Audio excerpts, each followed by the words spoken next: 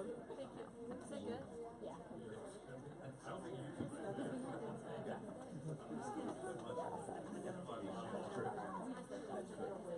Good evening, everybody. Thank you. A rough crowd tonight. Happy New Year. Welcome back. Glad to see everybody here. It is it's a great opportunity to have you all back here for this next step, this next stage of this journey, this college selection journey. And I talked a little bit at the program that we did earlier in the fall about the fact that this is a journey, that this is an opportunity for you right now, for the students as well as for the parents, to be exploring, to be using this college selection process, this opportunity to look at schools and to look at yourself and to think about what these great matches are, to really make some decisions about who you are and where you are and what you're looking for. And I think that that's really the attitude that I want you to have as you're going into this process. Because right now, things are wide open. You really have this opportunity to do this great exploration, this chance to be looking at schools and talking to your family and talking to your friends and going through this tremendous series of potentials that are sitting out there.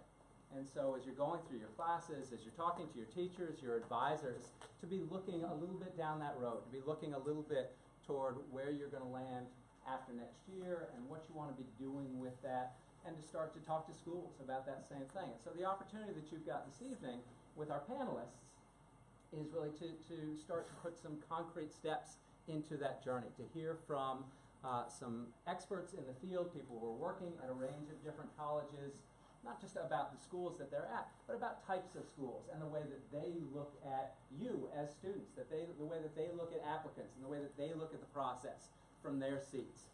And the more that you understand that process, the more that you understand how all of this works, the more comfortable you are as you go through it and as you continue to make those decisions. So as you start to, or continue to really explore yourself in this process, you think about what the right fit is, you think about where you're going to see yourself down that road. You've got tremendous support in taking that journey. You've got the experts in the colleges themselves who really are there to help you make that match. They are there to help answer your questions. You know, they want to get to know you as much as you want to get to know them. And of course, you've got a tremendous college counseling staff. You've got a tremendous group of dedicated professionals who are there, who know the field, who are known in the field, and who are there to walk you through the process. So you are in wonderful hands this evening and through the journey. And you're in for a great evening tonight, a chance to get some information, to ask some questions, and to hear from some experts about the way that they look at this process as you continue the journey. So have a great evening, and I'll turn it over to Anne-Marie Strauss. Thank you.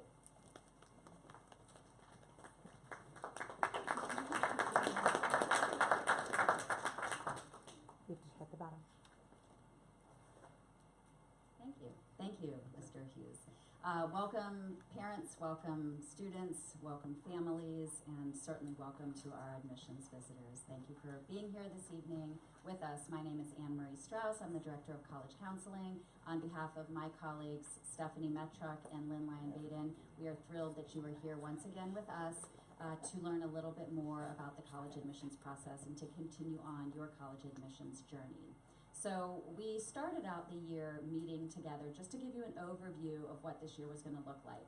And so now we're halfway through the year, and I wanted to just bring you up to speed a bit on what your students, what your children have done with us through the college process up until this point.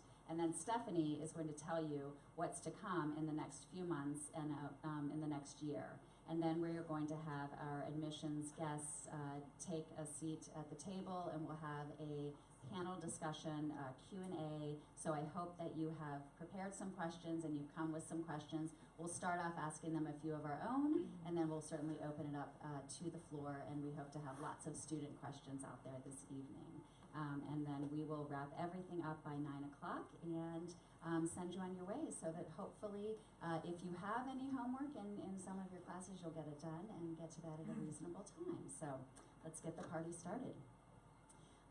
Since we've met, your children have taken the PSAT. They took that in October. The PSAT is, of course, the practice SAT, practice for the SAT. They took it in October, and their scores came back in early December. And then some of you were able to join us for the Scores Back evening with Phil Pine, who is the founder and director of Capital Educators here, and he interpreted the score reports for us and talked a bit about the different kinds of tests. So we did that in December.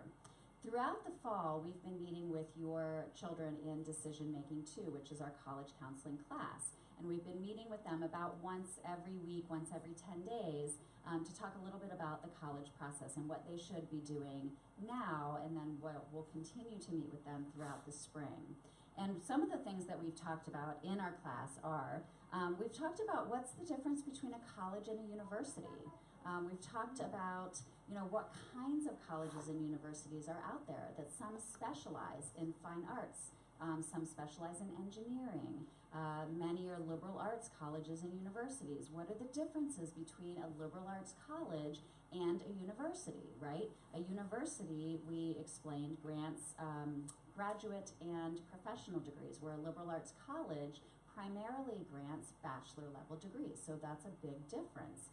We talked about what's a co-op program, and co-op is basically, it's a way that universities and colleges do their schedule, where you can co-op or intern for long periods of time, sometimes get paid to intern, and then therefore possibly have jobs afterwards. So we talk about the differences of the kinds of schools that are out in the country and in the world, quite frankly. We've talked about international options. We've talked about Canada and the UK, and that those are places that our students are applying and are attending. So they know a little bit about that at this point, right? We've also talked about, what do colleges look for in this process? So colleges are looking at, primarily they're looking at academic factors. They're looking at what we call PPT, program, performance, and testing. Program is your program of studies, the courses that you've taken here at Garrison. Performance is how you've done in those courses. And then testing, of course, is the SAT and the ACT. Unless a school is test optional. And there are many, many schools out there that are test optional, where testing actually doesn't matter at all. You don't have to submit your test scores for consideration. So we've talked all about that with the students, so that they understand more about what colleges are looking for. But colleges are also evaluating our students on what we call the non-cognitive factors, right? On character, on empathy, the softer skills. They're looking at essay writing. They're trying to figure out, who is this student and what is she going to bring to my community? What is she bringing to me? So that comes out through essay writing, that comes out through letters of recommendation from teachers, that comes out through resumes and activities lists. So these are all of the things that colleges are looking for. We also talk a little bit about what the other factors are, and we did this in the first night, if you remember, the GPA game, right? We talked about those students that are hooked. We talk about athletic recruits. We talk about legacy students. We talk about development interests that the institution might have. We're going to have ask the panelists to talk a little bit more about some of those special populations as well later on today. What we've also talked a lot about is we've talked about fit, and our mantra this year is going to be fit happens.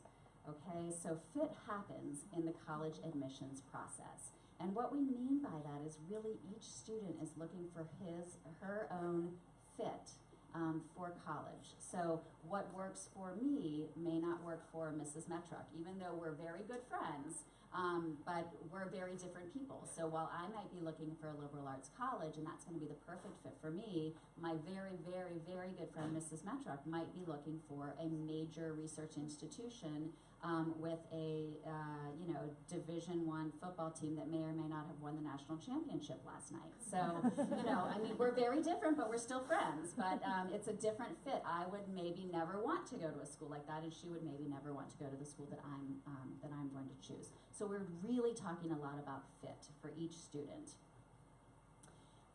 We're talking about fit in terms of interests, in terms of academics. You know, if you have an academic interest, do they have the program that you're looking for? Or if you're still deciding, what is the breadth and the depth of the curriculum that those colleges offer, right? We are talking a bit about location. How far away from home do you want to be? How far away from home are you comfortable being? How far away from home is your family comfortable for you from being? How often do you want to go home? Do you want your family to be able to come and go to brunch? Or to bring you, you know, your favorite Rice Krispie treats or whatever it is on a Saturday? Or are you okay with maybe coming home at winter break and only at winter break because it's a cross-country flight and it's, you know, very expensive and it takes a lot of time to fly back and forth? So really where is your comfort zone? Again, it's different for everyone. We talk also about weather. And it's really fascinating in the college process because we often start working with our juniors in January and February, which are traditionally the winter months. Most years, it's not 60 degrees and sunny out on January 8th when we hold the second program. So when we start talking to students, many students come in and they say, oh, we have to go south. I hate the cold weather. I can't be cold. I want to be in the south. I want to be in the south. I want to be in the south. And then it's fascinating as the months get warmer and as we start continuing through the process, and then it becomes July and August and it's 95 degrees and humid in Baltimore all summer, then students come back in the fall and they're like, yeah, I think I might want to look up in New England. Upstate New York sounds pretty darn good right now. So let's add some New York schools to the list. So it really is cyclical like that. And so we do talk about, you know, keep your options open. I understand you don't want to be cold, you like the sunshine, flip-flops, you know, in January and February are great. But believe me, and my panelists will probably agree, there's always someone in flip-flops at Syracuse, is there not? Even in the dead of winter, there's always someone in flip-flops at Syracuse University. So, but we do talk about that, you know, and we talk about that seriously. We also talk about the social scene, right? What do you want your social scene to be in college? Obviously, you're there to get an education. Obviously, you're there to get an education to, you know, potentially get a job, hopefully, and you know, have a successful and satisfying life. But you're also going to be doing other things than studying. You're going to be hanging out. You're going to be making friends. You're going to be going to, you know, those social events that they have at colleges and universities. What kind of people do you want to be socializing with? What kind of climate and how big, you know, do you want your school to be? You know, do you want a school where you go into the dining hall and you look around and you kind of recognize people from your community and you can say like, hey, come on and sit with me? Or, you know, do you want to go to a school where going into the dining hall is like going to the food court at Towson Town Center in the middle of like December and just walking around aimlessly looking for an empty table because you need to sit down and don't know anyone? So, you know, there's lots of different experiences out there and it's different for everyone. So we talked a lot about fit with the students. So that is really where we have come to today. And at this point, we're going to start working with the juniors and individually in our offices and getting to know you well and start working with families. So for the next 6 months, I'm going to turn it over to my colleague, Stephanie Metruk. Picked a very silly place to sit. I'm going to do something unusual for me, and I'm going to be brief, okay? Because the real show is coming up. These are fabulous colleagues and friends, and we're so happy to have them with us tonight. And nothing I can say is, quite frankly, as cool as what they will say. And having been a panelist here before, I can say that. So what's next, right? I know. Had to throw that in there. So what's next, right? So like Mrs. Strauss just said, we're going to start meeting with your children. And we're really going to dive in. And we're going to get them in our offices, and we're going to ask them a million questions about themselves until they are forced to brag about themselves in ways that they maybe have not even done to you. Our space is a space of how cool are you, and be very bold and honest about it.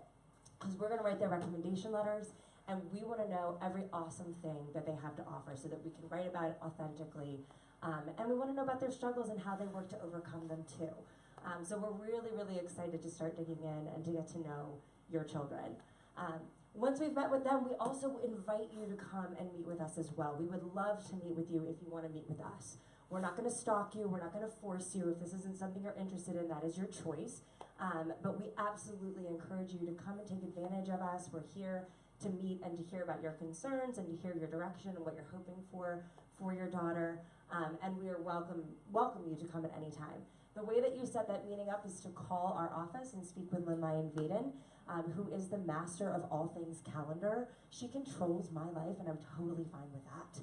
Like, in a way, my husband will never control my life. Lynn Lyon Vaden controls my life. It's a beautiful thing. So she knows all of our schedules. She knows your children's schedules. She will know your schedule, and she will help you find a time to come in and meet with us. And we do have hours after school as well, if that works better for you. We're going to encourage your children to now take the actual standardized test. Some of you are already ahead of the mark. We're getting December scores in. Good for you. Way to go. For those of you who haven't gotten there yet, that's fine. That's normal. There are plenty of testing dates coming up, and we encourage you to try to get some testing earlier on. And part of our individual meetings in the winter and in January will be to discuss an appropriate testing timeline for each individual student, because they are different. Every student is different. You'll hear us say that over and over again until you're sick of it. But so that testing timeline will look different for each child. The other thing that we're going to do is we're going to start to generate that initial college list. So part of that will come from unofficial or the PSAT scores and their academic performance to date, their curriculum. We'll start to talk to them about that fit because there are many, many fits for all of your students, many, many fits, and that's what the list is. A list of great places that might be a great fit for your daughters. That list is going to change. We are actually not perfect humans, on occasion, but not usually. And so when we start to put together that list, there are going to be some things that you're going to say, huh? Or, oh, no, absolutely not. And that's okay. It's a breathing, moving list. It's going to change, it's going to shift, it's going to grow. And we hope that there are things that you don't like so that we can move away and start to focus and figure out what's really going to be the best place for your daughter in the future. We're going to encourage you to start visiting college campuses over the next couple months, which is really exciting. There are many places, if you're not feeling like you're ready to go on some big whirlwind trip all over the country or abroad, that's totally fine. We have fabulous colleges and universities right in our backyard here in Maryland, and even close in Pennsylvania. There are a variety of different kinds of schools. We have large research, we have public, we have private, we have liberal arts, the whole 9 yards, within really an hour's drive from where you're sitting right now. So please go check places out and start to get a feel for the culture of each campus so that you can say, okay, you know what, this felt really good. Can you recommend more things like that? Okay? If you don't want to take your daughters, we'll do it for you. We're happy to do that. I have yet to meet anyone who has actually beat my college trip experience. My father threw us in the car. Spring break, I was a junior. My brother and sister, who were twins, were sophomores. My parents cried a lot when we were younger. And they threw us all in the car and said, spring break trip. And we're like, yeah, we're so excited. 13 schools in 6 days. 13 schools in 6 days. I bit him at one place. I would not get out of the car. We were not having any more. I'd had enough. So pick and choose wisely. But if you are one of the parents who has perhaps maxed out your credit line with your daughters of visits, we are happy to take them for you. We will be running 2 Saturday trips to different colleges and universities. One will be in March and the other will be in April, and you can sign up for those through GFS activities. And we do open it up to juniors first, so you guys will get first crack at everything, and then we will open it up to the sophomores and freshmen. So please take advantage and come with us. We're so fun to travel with. It's fantastic. Also, coming up in April is our Ames College Fair. So it is a college fair exclusively open to Ames school students. We will have over 250 colleges and universities represented, and I am so excited that we were able to coerce Mr. Bittinger over here into letting us host it at UMBC this year. So it's going to be a fabulous event in the brand new event center. Total plug for you, you're welcome. And we're really, really thrilled to be hosting it there. So please, please come out. It's going to be a great event. Has anyone been there before with older children? Any words to describe it other than chaos? Or is it just chaos? Is that accurate? It's really a wonderful event, and we'll do a lot of prep with the girls as well before they go to that fair. Camp College is coming. guys, Camp College is awesome. It's one of my favorite things that we do. We're gonna get you guys for a couple hours a day after school at the end of the year when the last thing you want to do is see me. It's gonna be awesome. But we are gonna get you guys so set to go into the summer. You're gonna have a coalition account created. You're gonna have a Common App account created, and most of those applications are gonna be filled in before you even leave for the summer. You will be done with your applications. How awesome is that? So there are still gonna be direct-to-institution applications and other things you need to fill out, but 2 of the applications that almost every college and university in the country accept will be filled out before you go home for the summer. Okay, that's our promise to you. Camp College here at Garrison Forest is 3 days long, and the fabulous Dale Bittinger and the fabulous Corey and Dealey have both experienced day 3, which is where we invite many college counselors to come to campus and to review the draft of your essay that you were going to write in English class. So all of our students get to write a draft of a college essay through our English curriculum, and then we invite these people to come and to give you honest and open feedback about what your essay looks like. So people who are actually going to read your essays will be able to tell you if you're going in the right direction or not. And they do a fabulous job. It's not a judgmental area. It's a place to just get some open, honest critique on where you're working, and to help you move forward as you go into the summer to make edits. So it's a great day. The other great thing about Garrison is that this is included in tuition. I'm not going to call it free because that's not fair. It's included in your tuition where other schools actually make you pay for this. So please take advantage and come to Camp College. It's a wonderful, wonderful event. Summer, it's not yours anymore, it's mine. Sorry, I took it from you. I apologize. You can't have it back though. Yeah, so you're gonna keep going to schools, keep visiting things. As we've grown and shaped that list over the spring, now might be a really great time to take some of those further away trips. So you can see whether or not those places really feel like home to you. We always have to do summer visits with a little bit of a grain of salt because the kids aren't there, right? So we're not really seeing the full vibe of a college when we go during the summer because the students a lot of times really make or break a school, especially if you're interested in smaller schools. Without the people, it's really, really hard sometimes to get a pulse for what it feels like. So if you do go for the summer, fantastic, get the information, but promise me you'll go back when there are bodies. You're gonna complete that draft of your Common App essay. You're gonna make sure it's all nice and polished and clean. You can send it off to Mrs. Strauss or myself. We're reading all summer, we're here, we love to hear from you. So please feel free to send it to us. And then I know you heard me say this a million times, but you're gonna make intentional and meaningful summer plans. He who does not sit on the beach does very well with me, okay? You can definitely do that for a week or 2, but also get a job, or do an internship, or do some research, or go on a program, or serve. Get involved in something so you have things to talk about and write about, things that are gonna propel you forward in your life, right? Don't do it for the resume, do it because you wanna figure out your direction, okay? Don't do it so you can write something, do it because you wanna delve further into an interest and find out if it's right for you. But do something with your summer, okay? It's really, really important. Even if it's just to make sure you have a little cash for books, do something with your summer. And then also you're gonna wanna talk to friends and family with a grain of salt one more time. So we know that everybody has different experiences and what's right for your friend or your family may not be right for you, but see how they're experiencing college, hear about their journey. And then, yes, also do that thing where you enjoy your summer, because that's important. You need to rest, you need to relax and recharge so that you can come in strong to your senior year, because although they've told you your junior year is the hardest, they were lying. It is your senior year that is going to be the hardest year, because not only are you going to be working hard in some of the most challenging courses, but you're also going to be completing the college piece. So going in prepared by coming to Camp College and getting your applications filled out, coming to Camp College and getting your essay reviewed, and working with Mrs. Strauss and I to make sure you're started on your supplements will make your beginning of your senior year a much more happy and wonderful event, which we want it to be. We want it to be a joyful time for you guys. So that's what's coming next. It's exciting. We're so thrilled to start to work with you guys. And we're just ready and willing to do whatever we can to help you as we move forward. Thank you, Mrs. Metrick. Maybe my panelists could come and take the big common panel at this point. Yes, so thank you. And I will do some introductions as well as they are taking their seats.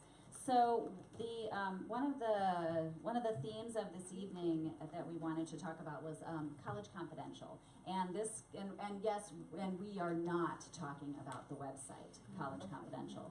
How many Don't people go on it. know that there's a website called College Confidential? Yes, indeed. There is a website called College Confidential. We do not recommend it. College Confidential is not, it is not college admissions counselors. It's not college counselors on there.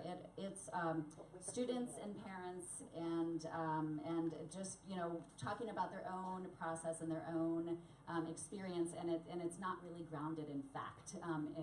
So we actually discourage the use of College Confidential. But what we're talking about today with College Confidential is actually, last night as I was sitting down to watch the national championship football game between Clemson and Alabama, I said to my husband, I said, you know what, if Clemson wins this, my story tonight is going to be even better. And guess what? They won big time. So they won big time. It was one of the most exciting college football games that I've ever seen, in fact. But College Confidential comes from a program that Clemson runs for college counselors called Clemson Confidential. Clemson Confidential is a counselor visit program where they bring in a bunch of college counselors to their campus once or twice a year.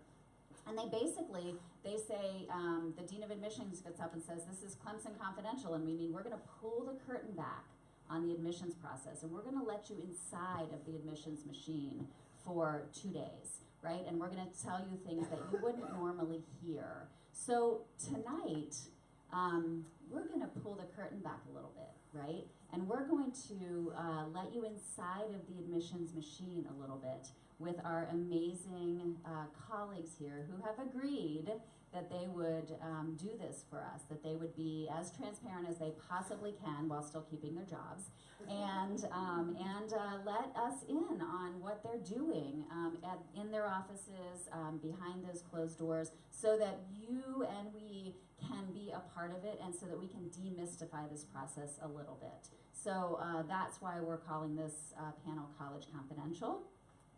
It has many dimensions though, this College Confidential theme. So the other theme that we talk about is, this is your own private process. And we really feel strongly about this. We encourage you to talk to your very close friends and process what you're thinking, process what you're hearing. What we do not encourage is talking very publicly about your process. Talking in the hallways about certain schools or certain students and where they're looking at college.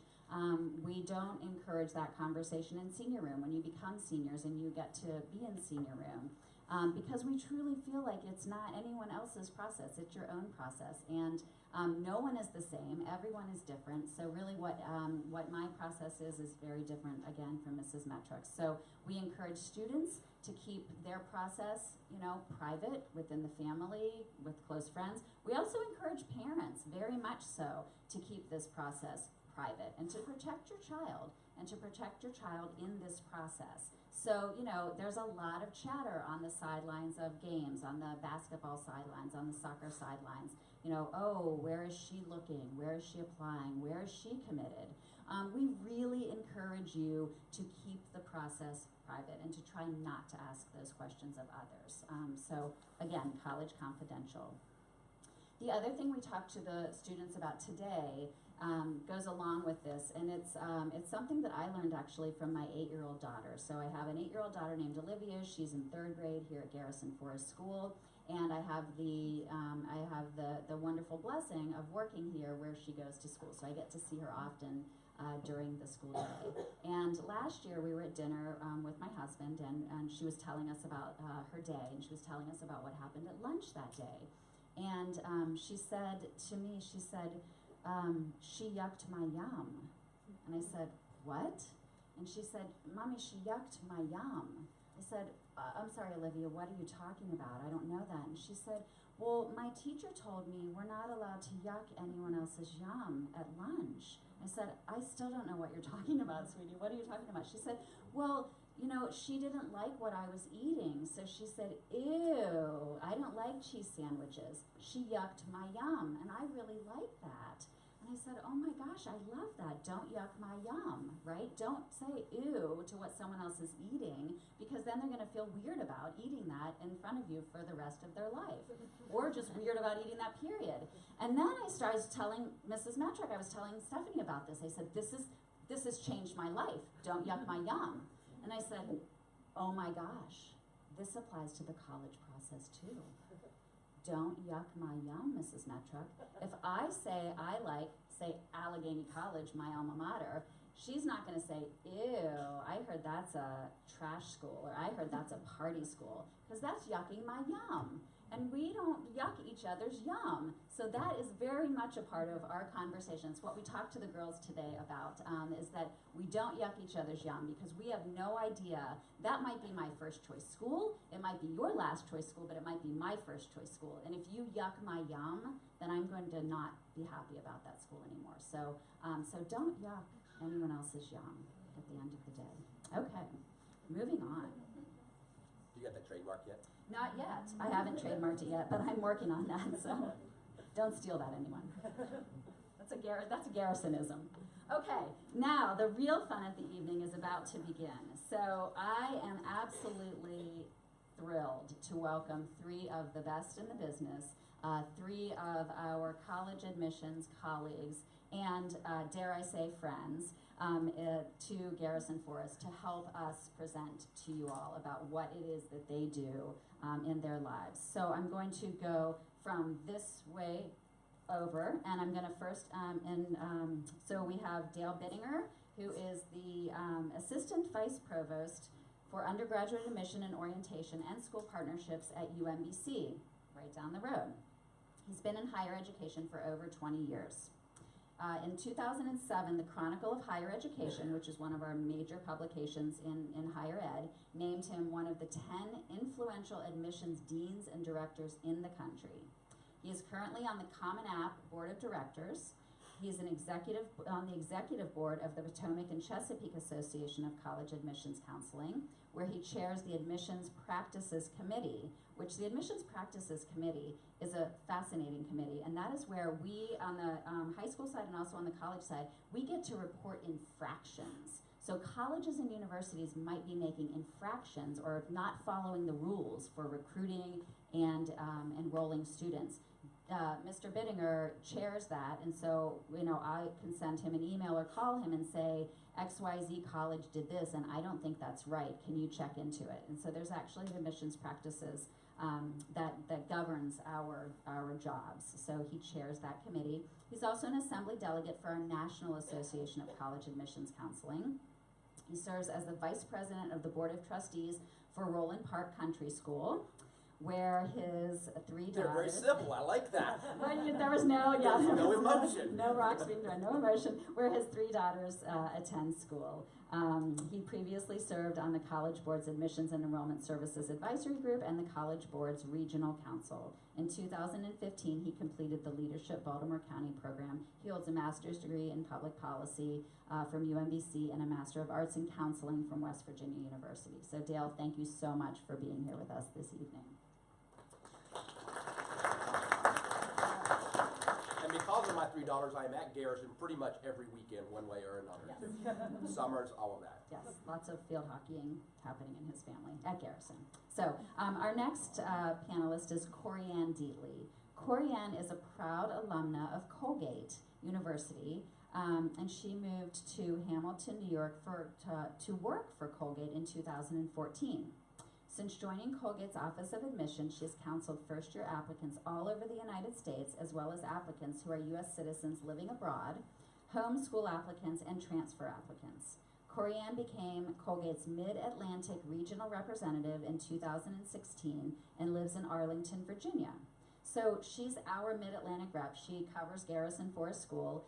She lives in Arlington but works for Colgate and goes back and forth to campus several times a year. She's a member of Colgate's International Application Review Team and works with applicants from Africa, Hong Kong, and Singapore.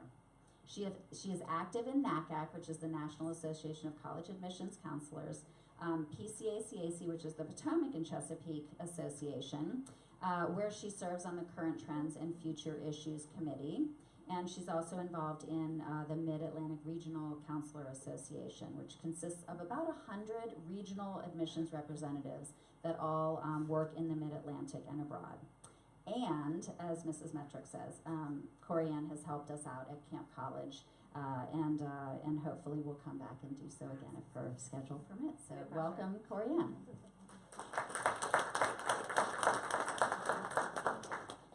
And our final panelist is Peter Hagan. And Peter is a Syracuse graduate who joined the admissions staff there shortly after graduation.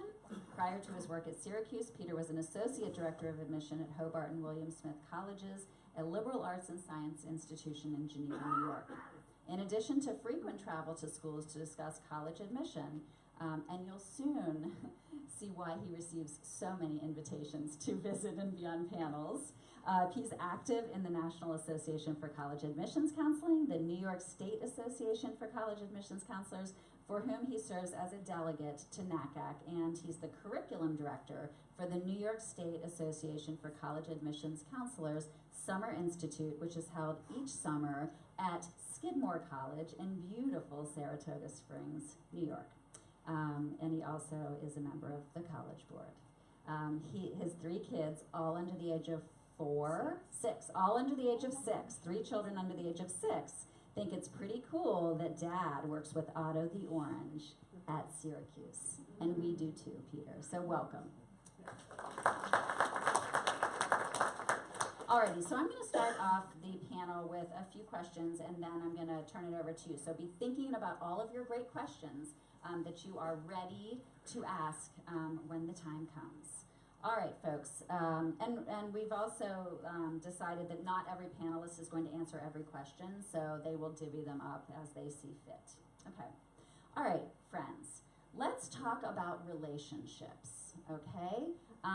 Relationships matter in life, people, okay? Relationships matter in life. So let's talk a bit about relationships in the college admissions process. Relationships between students and admissions officers, relationships between admissions officers and college counselors, relationships between admissions and high schools. Let's talk about relationships. Oh, sorry. Are you sure you want it back? Yeah, I don't know. He's sick. I think I would start off the very first thing when I walked in tonight and I saw Miss Strauss. One of the very first things she said to me was, "Hey, Aaliyah Smith was here today on campus." So I guess there was an event. And Aaliyah is one of our Meyerhoff scholars at UMBC. Our Meyerhoff program is a program where we send a lot of students off to get their MD, MD, PhDs. And that was the very first thing Miss Strauss said to me tonight when she walked in.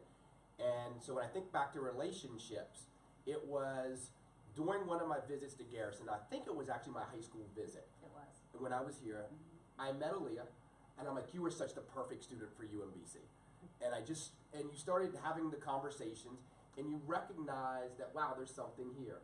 Well, then we had a program, so that was in the fall, so that would have been like a September or October type visit. Well, we host this event, we've had it for 30-some years now, our W.B. Du Bois Lecture Series. And we invite some local students to that event. Aaliyah got the invite. She wasn't sure she was going to come to the event. This was 2 or 3 years ago. She came to the event, and I saw her. I'm like, "Hey, how are you? Glad you could come out." She was with her mom, who I found out was a UMBC alumna, so that's great, right? And I'm standing there. I'm actually talking to our president, Freeman Hrabowski. Dr. Hrabowski is one of those folks who Time Magazine's named him one of the most influential leaders in the world, literally. Most 100 influential people in the world, top 10 college presidents, all this. So I'm talking to her at this event. And I'm like, "By the way, let me introduce you to our president, Dr. Hrabowski, and mom's an alumna." So here's this huge event on campus, and Aaliyah is spending 15, 20 minutes talking to our president as a high school senior getting ready to go through the application process. She was not sure about UMBC before the meeting. Mom was, right? She was not. 15 minutes with our president. Once again, he went to the LBJ School of Political Giving. I always say he gets you on the roof, he'll get what he wants. He found a student he wanted to. He spent 15 minutes with her. She's now getting ready to go off. She's going to be doing some incredible work to get her MD, PhD herself. And it was because of the relationship I simply established through a high school visit, getting to know her, told a little bit of our story, that then segued into an event. Literally, I was standing at the back of a ballroom at a program. I'm like, "Hey, here's our president." And we're like whispering while other people are talking and, doing what you're not supposed to. That now has she's a junior? She's with a us? senior. Senior. She's a senior. Years go by quicker as your kids get older, as you all know. And so she's going to be graduating. But that all came about from a simple visit, high school visit, and a relationship that started that just took off from there. And she stops by the office and say, "Hey Dale, I'm doing great." You know, that's what we live for in this profession too. So that's a story I will tell you about relationships. They're like, no one wants my microphone. I don't want his microphone. No, I would.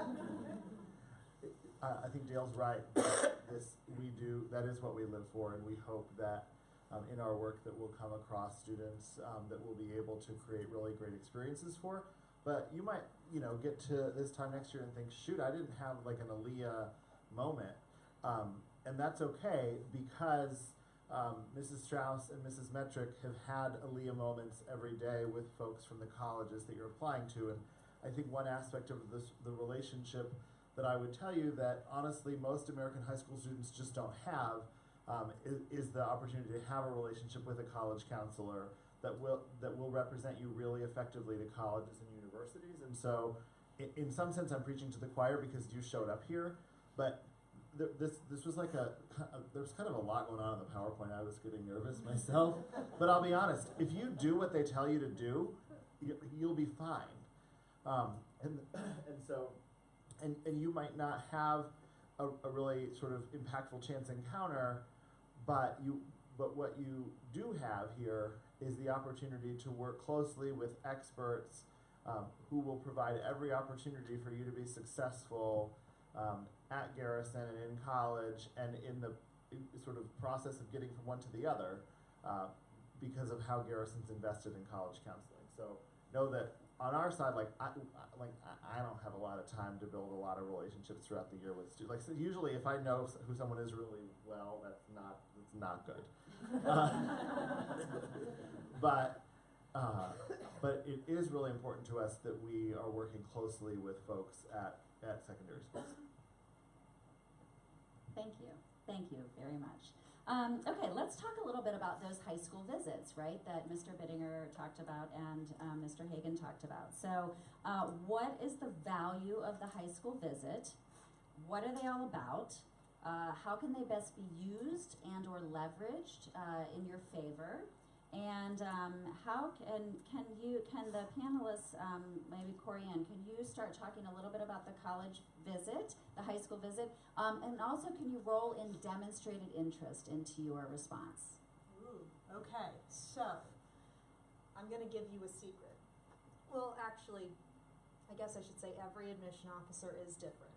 But I will tell you that when I'm coming to Garrison Forest, I am going to be asking you, the student, a lot of questions about yourself.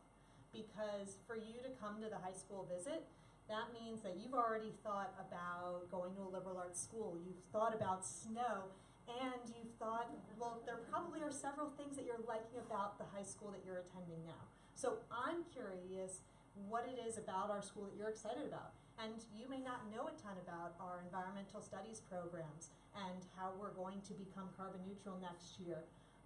But I can learn a little bit about what you've been doing now in high school and how you've been able to grow those interests and what you might want to do in college that you haven't even been able to do yet just because you're so busy. So I will ask you a lot of questions about yourself. Make a point to come to the high school visit with questions about the school. And I will also tell you too that one of the reasons why college admission officers specifically take the time out of their day in the fall to drive here, come in through the right entrance and park and walk in and meet not just with you but with the counselors is to find out, has anything changed in your school this year? Are there new changes to your curriculum? What should we know about any new programs that you're doing? We know that there are a lot of schools in this nearby area, and there are things that are really different about your school compared to others in this area. So that's part of, if we're talking about growing relationships, that we're very mindful of when we come visit. So come and ask questions and really take it seriously that we're taking the time to come and see you. And when it comes to demonstrated interest is what, well, it's kind of exactly what it sounds like. There are some schools that will physically track every time you reach out to them. if you attend the Ames Fair, if you come to the high school visit, if you come and visit the campus, if you email the admission officer, if you open the emails that we're sending you, if you click on the links that we're sending you. So, Corianne, talk a little bit about that. They can tell if you've opened the email that they send to you, they can tell how long you've spent on the email and how many click-throughs you've done on the email. Boom. Seriously. it's true. It's a thing. So and sometimes there are schools that if they're tracking that, the reason why they're tracking it is because we're curious. We're every year trying to get a certain number of students in our class. And so if we admit you, do we think you're going to enroll? How excited are you about the school? And so that's why some schools will track demonstrated interest as a physical part of your application process. And I'm going to take another slant on this question. And when it talks about the value of the high school visit, and the slant I'm going to take is, what are your values as you're looking at going to the colleges and universities? Because a lot of times people will say, when they come into these visits, they will come to the visit and it's, why do you want to go to school? My daughters are, all of us, Peter's talking about his daughters, younger than 6. I have a 7th grader, 5th grader, 3rd grader. You heard they play a lot of sports, all of that. So lacrosse is big in our family. So, my daughter right now says she's going to College Park playing lacrosse. I work at UMBC. That's not happening. A couple years ago, she was a better basketball player. She was going to UConn. Well, right there, that's starting to say her values are athletics, right? And I said, well, Rye, when you go to school, it's important for academics too. She's like, oh, maybe Stanford. I'm like, okay, now we're talking, right? But one of the things that so many of us do as students, I'm talking to you girls now in the classroom, it's almost like when we choose a political party, a lot of us say, and I'm not getting into any political statements, we all know there's going to be a presidential address tonight. People a lot of times say they're a Republican, a Democrat, a Libertarian, or whatever it is because that's what their parents were, but they don't always know what the meaning behind it is. And the same thing with colleges and universities. Sometimes people pick schools because that's where mom, dad, friends, sisters, siblings, neighbors, churchgoers went. I encourage you to flip the process and to say, what are your values about the college or university that's important to you? So is it a small school? Is it an urban campus? Is it far from home? I guarantee you half of you will have a Florida school on your list when you kick it off the year, and as you get closer to the process, you will be closer to home, right? But the important thing is to ask yourself, what are your values? And then to find schools that match those values. A lot of times, we pick a school that we think we know about, and then we try to plug it in, and then we say, that's the best fit for us. And fit isn't the school that you got into that gave you the most money. It is, where are you that is a place that will nurture your interest? Because the one thing in this whole process, I'm now old enough. I am almost 50, folks, so I am like, in my life, my doctor today said, you got gray hair. I'm like, yes, thank you very much. But I'm at the point where we have lost the joy in this journey, in this process. And we need to say, you have worked hard here. Some of you have been at Garrison for 13 years. Some of you have been here for 4. It's the culmination of your hard work. So when you go on these visits, find a place where you can enjoy the journey. You're going to be opened up to do things you've never had a chance to do before. You don't have to take the science class if you completely love politics. Or maybe you just need a liberal arts background in something else. But we've lost that joy. And one of the things that I think is so important about tonight is to say, wow, the next 4 or 5 years of my life are going to be the most fun time I've ever had. And these are the things that interest me, and this is a college or university that can provide that to me. That's where I feel, and that's a strong feeling that I have, that in this process that we've moved away from sometimes a bit too much. Thank you. Alrighty. Let's talk a little bit about different application plans. So there's early action, there's early decision, there's regular decision, there's priority, there's early decision 2, there's now early action 2. There's lots and lots of decision plans. Yes, there's early action 2 out there. Yes, That phase. yes, that phase, exactly. Thank you. But can we talk about the advantages of applying early action or early decision? What are the advantages? What are the disadvantages? So Peter, do you want to talk a little bit about that? Sure, thanks. You're welcome.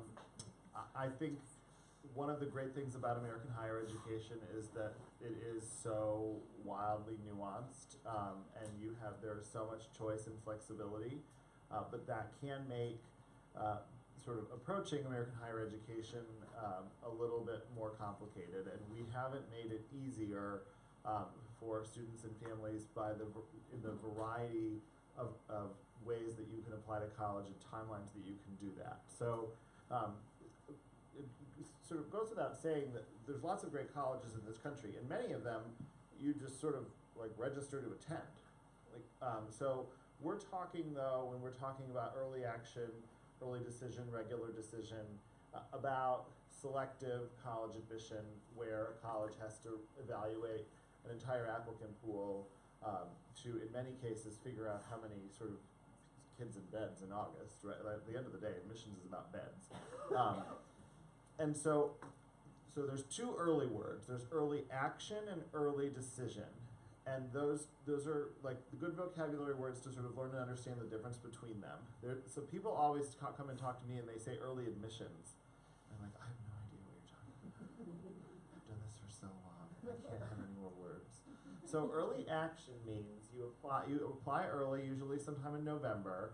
You find out early-ish compared to others, sometime maybe in December, but you don't have you're not committed to anything. You have until May 1 to make a final decision.